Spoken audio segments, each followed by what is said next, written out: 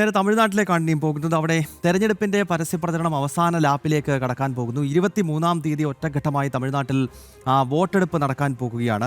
കന്യാകുമാരി ജില്ലയിൽ ഇത്തവണ വലിയ മുന്നേറ്റം BJP ലക്ഷ്യമിടുകയാണ്. ജില്ലയിലെ 6 മണ്ഡലങ്ങളിലും വിജയിക്കുമെന്ന പ്രതീക്ഷ NDA ക്യാമ്പിനുണ്ട്. മനോജാണ് വിവരങ്ങളുമായി ചേരുന്നത്. മനോജ്, തമിഴ്നാടിനെ സംബന്ധിച്ചിടത്തോളം അതിശക്തമായ ഭരണവിരുദ്ധ വികാരം അവിടെ സ്റ്റാലിൻ സർക്കാരിനെതിരെ ഉണ്ട് എന്നത് ഒരു യാഥാർത്ഥ്യമാണ്. അപ്പോൾ ഒരു 10 വർഷത്തെ ഭരണവിരുദ്ധ വികാരത്തിന് അനുകൂലമായ രാഷ്ട്രീയ സാഹചര്യത്തെ ഉപയോഗപ്പെടുത്തി ഒരു ഇടവേളയ്ക്ക് ശേഷം തമിഴ്നാടിൻ്റെ മണ്ണിൽ അധികാരം പിടിക്കുക എന്ന ലക്ഷ്യമാണോ AIADMK BJP സഖ്യത്തിലുള്ളത്? ഒപ്പം ഈ കന്യാകുമാരി BJPയുടെ ഒരു പരമ്പരാഗത ശക്തി കേന്ദ്രമാണ്. അപ്പോൾ അവിടെ ഒരു പൂർണ്ണമായ ആധിപത്യം നേടുക എന്നതാണോ പാർട്ടിയുടെ ലക്ഷ്യം?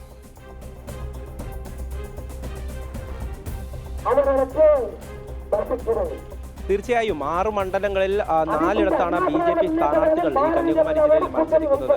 ഞാനിപ്പോൾ നിൽക്കുന്നത് കന്യാകുമാരി മണ്ഡലത്തിലാണ്. അതായത് കന്യാകുമാരി മണ്ഡലത്തിലെ വട്ടക്കോട്ടയിലാണ്. ഇവിടെ AIADMK സ്ഥാനാർത്ഥിയാണ് മത്സരിക്കുന്നത്. സ്ഥാനാർത്ഥി എന്ന് പറയുമ്പോൾ നിലവിലെ സിറ്റിംഗ് MLA ആയിട്ടുള്ള ദളവായ് സുന്ദരം, അദ്ദേഹത്തിന്റെ വാഹന പ്രചരണ ജാഥ അല്പസമയത്തിനകം തന്നെ ഇവിടെ ആരംഭിക്കും. ഇവിടെ പ്രവർത്തകരൊക്കെ വന്നിട്ടുണ്ട്. എന്തായാലും ഇത്തവണ ഈ AIADMK അതോടൊപ്പം തന്നെ BJP സഖ്യം ഒന്നിച്ചു തന്നെയാണ് ഈ മണ്ഡലത്തിൽ മുന്നോട്ട് പോകുന്നത്.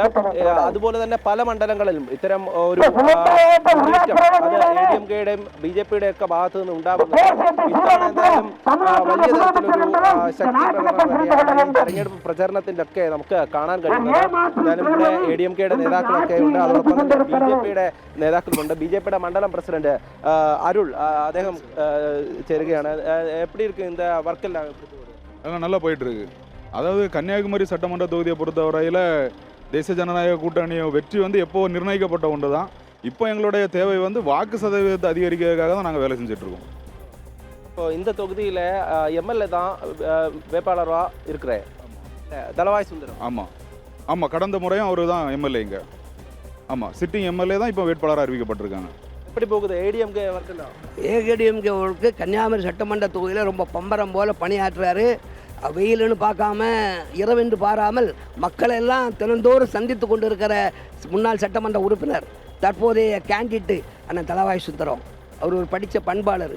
அவர் 5 ஆண்டு கால எதிர்கட்சியில் இந்த கன்னியாகுமரி சட்டமன்ற தொகுதிக்கு செய்யாத சாதனைகள் கிடையாது. அது அடிப்படை வசதிகள் தார் ரோடாக இருந்தாலும் சரி, தண்ணீராக இருந்தாலும் சரி, மின்சாரமாக இருந்தாலும் சரி, அத்தனையும் சரி செய்து பொதுமக்களுடைய பிரச்சனைகளை தீர்ப்பதற்கு இது ஒரு தன்னிறைவு பெற்ற கன்னியாகுமரி சட்டமன்ற தொகுதியாக மாற்றுவதற்கு மீண்டும் ஒரு வாய்ப்பு கிடச்சிருக்கு. இந்த வாய்ப்பில் போட்டி போடுவார். எங்கே போனாலும் எழுச்சி, ஆரவாரம், மக்கள், தொண்டர்கள், இளைஞர்கள், போர்படை சிப்பாய் அத்தனை பேரும் இன்றைக்கி நின்று வேலை பார்க்குறாங்க. அவரை பொறுத்தளவில், அந்த மனுஷனை பொறுத்தளவில் நல்ல இதயத்திற்கு சொந்தக்காரர், படித்த பண்பாளர். அதனால் அவருடைய இந்த தொகுதியில் மட்டும் இல்லை, தமிழ்நாட்டில் மொத்தமாக இங்கே ஒரு மாற்றம் வேணும் இல்லையா? அதாவது DMK சர்க்கார் தான் இப்போ இருக்கு. அவங்க என்ன செய்கிற இந்த, அதாவது கடந்த முறை திமுக ஆட்சி எப்படி அமைச்சது பார்த்தீங்கன்னா முழுக்க மக்களுக்கு பொய்யான வாக்குறுதிகளை கொடுத்தோம். மிக பொய்யான செய்திகளை பரப்பி தான் அவங்க ஆட்சிக்கு வந்தாங்க. இப்போ அதை மக்கள் நல்லா புரிஞ்சுக்கிட்டாங்க. இந்த தமிழ்நாட்டில் மக்கள் வாழ தகுதி இல்லாத ஒரு மாநிலமாட்டு தமிழ்நாடு ஆகிட்டு, போதைப் பொருட்கள் இருக்கட்டும், சிறுமிகள் 2.5 வயசு குழந்தைய கற்பழித்து கொலை பண்ணுறான் இதே திமுக கட்சிக்காரன். அந்த அளவுக்கு ஒரு கேவலமான ஆட்சியை மக்கள் பார்த்துட்டு இருக்காங்க. இது கடந்த காலங்களில் அதிமுக ஆட்சியில் பார்த்தீங்கன்னா குழந்தைகளை தொட்டில் குழந்தை திட்டம் அந்த மாதிரி ஆதரவற்ற குழந்தைகளை நீங்கள் தொட்டில் கொண்டு போடுங்க, நாங்கள் பார்த்துக்குறோன்னு சொல்லி பாதுகாத்த அரசாங்கம் அது.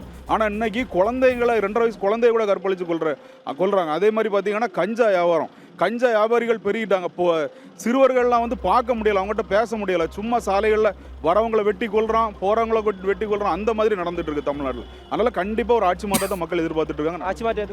ஆட்சி மாற்றம் நிச்சயமாக ஆட்சி மாற்றம். தமிழகத்தில் எடப்பாடியார் ஆட்சி தான் இன்றைக்கு அமைய போகுது.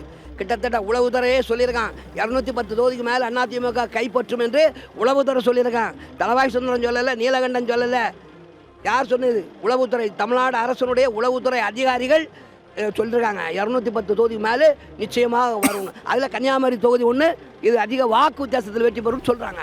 തീർച്ചയായും വലിയ വിജയപ്രതീക്ഷയിൽ തന്നെയാണ് ഈ നേതാക്കളും പ്രവർത്തകരും ഒക്കെ. എന്തായാലും അല്പസമയത്തിനകം തന്നെ ഇവിടെ നിന്നും ഈ ഒരു റോഡ് ഷോ ആരംഭിക്കും. നമുക്ക് കാണാൻ സാധിക്കും ഈ NDA സഖ്യത്തിലുള്ള എല്ലാ ഘടകകക്ഷികളുടെയും പതാക, അതോടൊപ്പം തന്നെ BJPയുടെ പതാക, എല്ലാവരും ഒന്നിച്ച് തന്നെയാണ് ഈ ഒരു പ്രചരണവുമായി മുന്നോട്ട് പോകുന്നത്. ഇത്തവണ ഒരു ഭരണമാറ്റം പ്രതീക്ഷിച്ചുകൊണ്ട് തന്നെയാണ് ഈ പ്രവർത്തനമെന്ന് പ്രവർത്തകരൊക്കെ പറയുന്നുണ്ട്. കന്യാകുമാരി ജില്ലയിൽ മാത്രമല്ല മറ്റെല്ലായിടത്തും 234 മണ്ഡലങ്ങളുണ്ട്.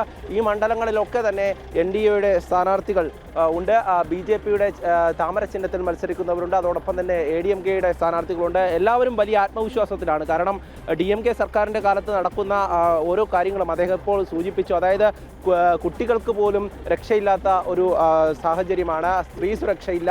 അതോടൊപ്പം തന്നെ വിലക്കയറ്റവും മറ്റ് ലഹരി ഉപയോഗങ്ങളുടെ അത് ഒരു നിയന്ത്രണവുമില്ലാതെ മുന്നോട്ട് പോകുന്നു. അതിനെ തടയാൻ DMK സർക്കാരിനായിട്ടില്ല, സ്റ്റാലിൻ സർക്കാരിനായിട്ടില്ല എന്നുള്ളതും അതോടൊപ്പം തന്നെ ഈ കുടുംബ വാഴ്ചയിലേക്ക് കാര്യങ്ങൾ പോകുന്നു എന്നുള്ളതുമാണ് വ്യക്തമാകുന്നത്. അതായത് ഉദയനിധി സ്റ്റാലിനെ പോലെയുള്ള ആളുകളെ ഉപമുഖ്യമന്ത്രിയാക്കി ഈ സനാതന ധർമ്മത്തെയൊക്കെ അവഹേളിക്കുന്ന തരത്തിലേക്ക് കാര്യങ്ങൾ പോയത് ഇവിടെയുള്ള തമിഴ് മണ്ണിലെ മക്കളെല്ലാം കണ്ടതാണ്.